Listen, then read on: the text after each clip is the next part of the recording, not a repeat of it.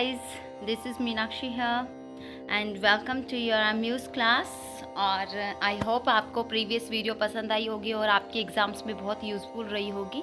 और आज भी मैं एक नया टॉपिक लेकर आई हूँ, डिफरेंट टॉपिक, संगीत और साहित्य। That is very important topic in UGC net also. तो आई होप आपके इससे रिलेटेड डाउट क्लियर हो जाएंगे और इस वीडियो से और इस टॉपिक से रिलेटेड जो क्वेश्चन आएगा ना वो थ्योरी बेस पे आएगा। इट्स मीन कि एक पैसेज आ गया या कुछ लाइंस आ गई तो उसमें वो क्वेश्चन आंसर पूछ सकते हैं। ठीक है, इसमें ऐसे क्वेश्चन बनते हैं, संगीत और साहित्य में ऐसे क्वेश्चन बनते हैं। तो आई होप ये आपको इससे रिलेटेड जो भी डाउट होगा वो क्लियर हो जाएगा। और बहुत ईजी टॉपिक है, कहने को इजी है लेकिन इसका पास्ट और इसका इतिहास, हिस्ट्री पता होना ही हमें बहुत ज़रूरी है। ठीक है, तो मैंने कुछ मोस्टली जो टॉपिक्स हैं उसको क्लियर करने की कोशिश किया ताकि आपके इससे रिलेटेड डाउट्स क्लियर हो जाएं। तो हम स्टार्ट करते हैं। साहित्य संगीत कला विहीनः साक्षात पशु पुच्छ विषाणहीनः। इसका मीन है कि साहित्य, संगीत और कला से विहीन जो मनुष्य होता है वो नाखून और सींग रहित पशु के समान होता है। सही है। अगर मान लीजिए आप संगीत कर रहे हैं, आप संगीत में आगे बढ़ रहे हैं तो उसका हिस्ट्री आपको नहीं पता होगी तो क्या आप संगीत कर पाएंगे? क्या आप कर पाएंगे? ये भर्तृहरि नीति शतक है जो भर्तृहरि के द्वारा लिखी गई जो है नीति शतकम, उसमें ये भी मेंशन है। और जो भरत का नाट्य शास्त्र है ना उसमें भी ये बात बोली गई है कि संगीत क्या है, गायन, वादन और नृत्य जो है तीनों का संयोग जो है वही तो संगीत है।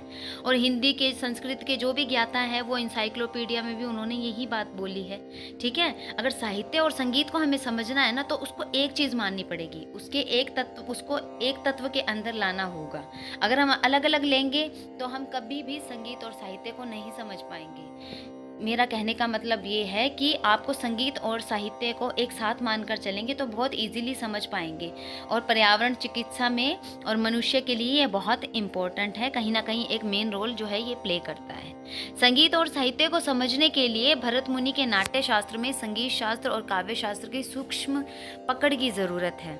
इस मीन कि भरत मुनि का जो नाट्य शास्त्र है, संगीत शास्त्र है, उसको अगर हम पढ़ते हैं डीपली तो हम संगीत और साहित्य को बहुत ईजिली समझ पाते हैं कि भरत मुनि के नाट्य शास्त्र में मेनली ये मेंशन किया हुआ है।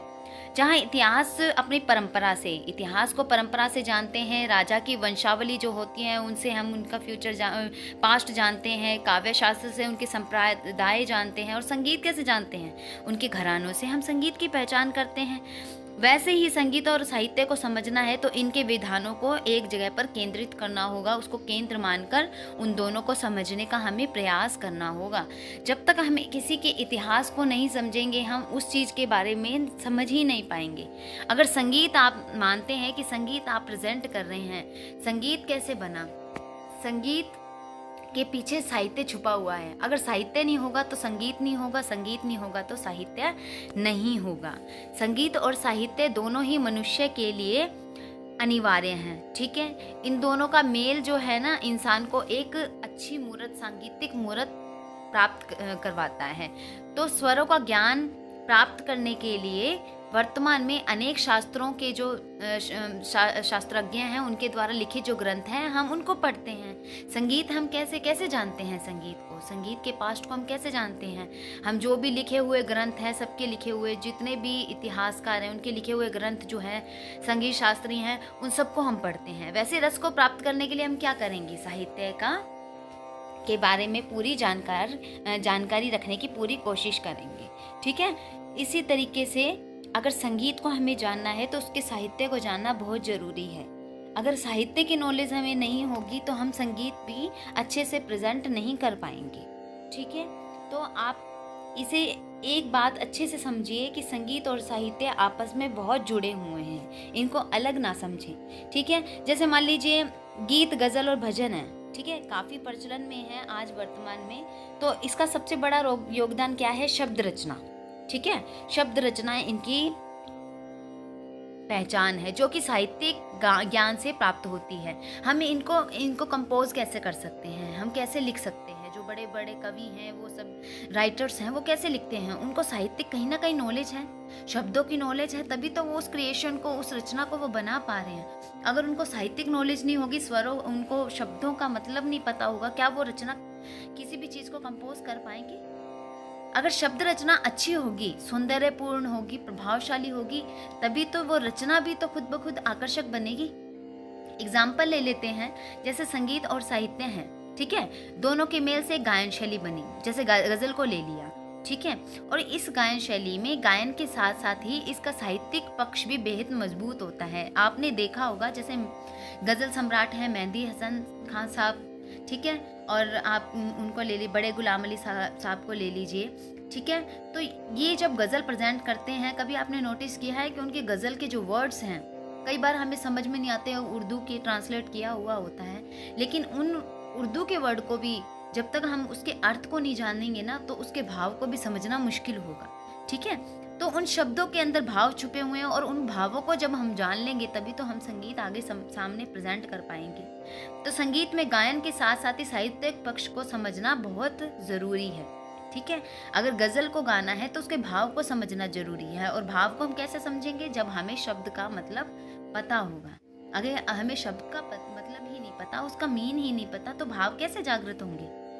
उर्दू के कई वर्ड्स होते हैं, मैं खुद गज़ल गायकी करती हूँ, मेहंदी हसन खान साहब की बहुत टिपिकल लैंग्वेज होती है, बहुत टिपिकल वर्ड्स होते हैं, कई बार नहीं पता होते, तो वो उसका मीन मैंने अपने फादर से सीखने की कोशिश करी।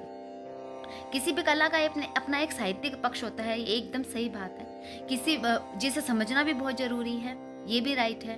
खास तौर पर जब आप उस कला से जुड़े हुए हो। अगर आप मान लीजिए आप संगीत से जुड़े हुए हैं, संगीत की हिस्ट्री नहीं पता आपको गाना नहीं पता कैसे गाते हैं, भाव नहीं पता कैसे जागृत होते हैं, तो क्या आप संगीत को गा पाएंगे?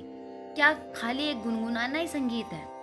संगीत के बारे में सब कुछ जानना ही संगीत है, ठीक है। भारतीय लोक संगीत में इन प्रश्नों के उत्तर जो है हम खोज सकते हैं। इलेक्ट्रॉनिक मीडिया है, आपने देखा होगा आजकल जो भी न्यूज़ चैनल्स वगैरह हैं, जो भी एड्स आती हैं, ठीक है, जो भी मूवीज़ बन रही हैं, विज्ञापन एड्स बन रहे हैं, जो भी बन रहे हैं, आप देखेंगे कि मोस्टली म्यूज़िक के बिना वो नहीं हो सकता।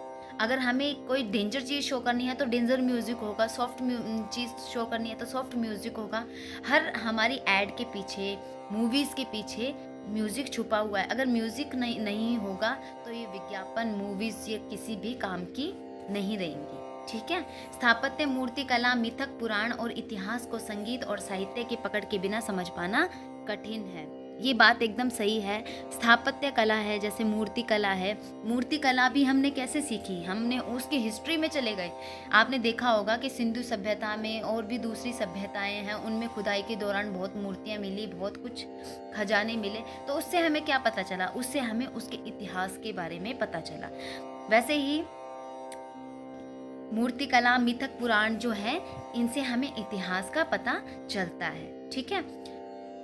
इसी तरीके से रीतिकालीन समय में महान संगीत ग्रंथों की रचना और संगीत की विधाओं का स्वरूप आज भारतीय संगीत में एक अनुशासन और अध्ययन के विषय के रूप में स्थापित हो चुका है, और इस बात को हम सच मानते हैं, इस बात को हम ठुकरा नहीं सकते। तो इसलिए संगीत और साहित्य आपस में जुड़े हुए हैं। आई होप आपको ये समझ में आ गई होगी बात। और ये टॉपिक मैंने इसलिए बनाया है क्योंकि मैं इससे रिलेटेड कुछ आगे क्वेश्चंस लेकर आऊँगी आपके लिए, और संगीत और साहित्य आपको नहीं पता होगा तो उसके बारे में आप जल्दी समझ नहीं पाते। संगीत और साहित्य समझने से हमें अगर इससे रिलेटेड कोई क्वेश्चन आ जाता है तो डीपली हमारी माइंड में वो ऑटोमेटिकली वो चीज़ सेट हो जाती है और हम उस चीज़ को पुट कर सकते हैं, ठीक है। तो ये था संगीत और साहित्य, और नेक्स्ट वीडियो में मैं कुछ और डिफरेंट लाने की कोशिश करूँगी। आई होप ये सबको समझ में आई होगी। प्लीज़ अगर आपको ये वीडियो अच्छी लगी हो तो लाइक कीजिए, सब्सक्राइब कीजिए, बेल आइकन को क्लिक कीजिए, और मोस्टली जितने भी आपके म्यूज़िक के स्टूडेंट्स हैं प्लीज़ ज़्यादा से ज़्यादा बच्चों को शेयर कीजिए, ताकि म्यूज़िक की नॉलेज सबको हो, सब अच्छा मटेरियल प्राप्त कर सके। इसी प्रकार अगर आपको म्यूज़िक से रिलेटेड PDF चाहिए तो आप हमारा कोर्स ज्वाइन कर सकते हैं, और उसमें आपको सारा मटेरियल प्रोवाइड कर दिया जाएगा। Thank you so much.